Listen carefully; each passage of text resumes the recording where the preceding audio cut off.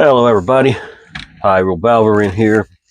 Today I'm going to talk about Pursuit of Shadows. That is the second book of the Keeper Chronicles by, oh man, I'm bad with names, J.A. Andrews. Yes, J.A. Andrews. And of course, like the previous book that I did for this series, this is a Kickstarter Deluxe Edition. Leather-bound, faux leather.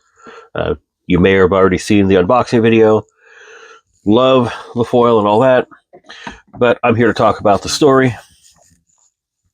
When I first started the story, I actually thought that this was taking place same time as book one. I think I was about a third of the way into it, maybe quarter of the way into it, when I finally realized that I was mistaken. Obviously, a couple of the events to set up this story take place prior to book one. But our main protagonist here is not Alaric, who is the main character in book one, but Will, who is referenced in book one. And that reference is kind of why I was thinking this was taking place prior to those events, or simultaneously with those events, rather. If you liked book one, I expect you'll like this one. Will is obviously a keeper, but different than Alaric. His motivations are different. His abilities are different from what Alaric's are, which is actually kind of nice. I had honestly expected book two was going to be the continuation of Alaric's story as the main character.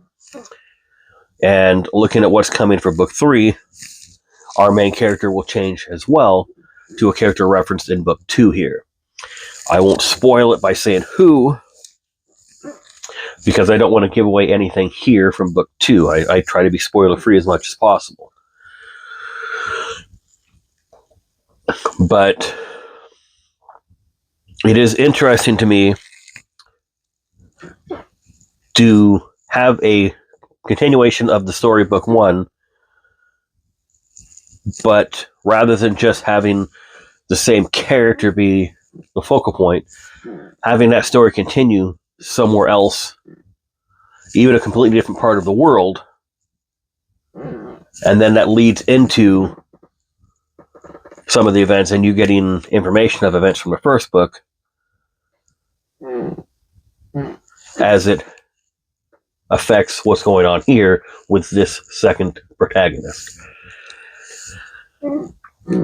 It's kind of a neat way to do it. Rather than have an anthology, you're shifting your focal point from book to book rather than, say, from chapter to chapter, as some other authors will do.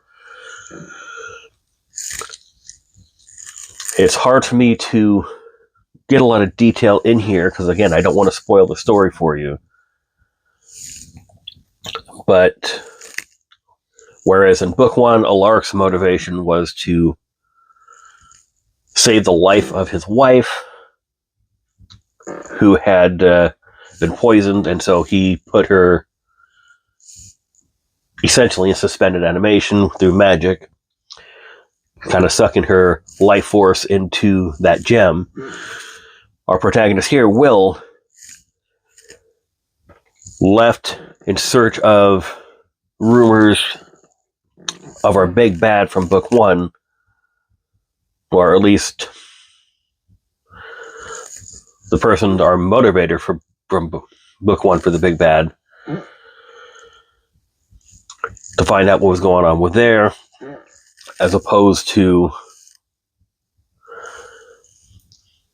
Will looking for that guy. And Will is also in search for his sister, who gets taken when he is 11 and she's 3 or 4. I don't remember the exact age, but she's very young.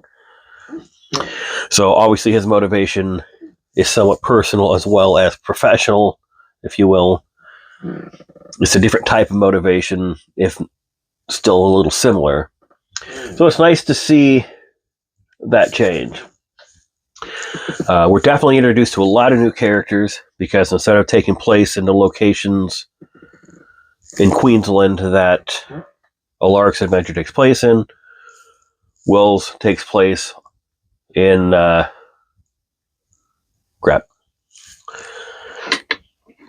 basically enemy territory. I can't remember. I want to say it's the Swell, but with the Rovan clans. One specific Roman clan, the Morrow, and we meet leaders, slaves, other creatures, and every time you think you know what's going on, it feels like you just get one more extra piece of the puzzle, which changes everything you knew before. Obviously, if you're a fantasy reader, read a lot of fantasy, there's going to be some tropes. There's going to be the same types of creatures or some variation thereof. But it is a nice story. I would recommend this series. I would give this a 3 or a 3.5 out of 5. Again, if you liked A Thread of Shadows, you'll like Pursuit of Shadows. This also includes a short story at the end, as well as a quick preview of Book 3.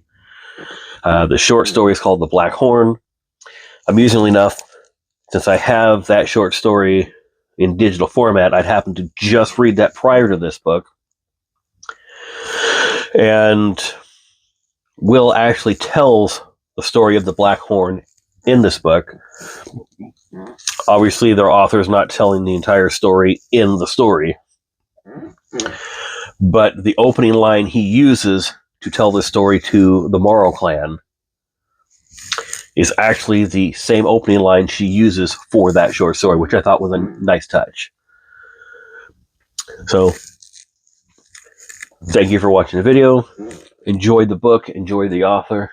Have a wonderful day.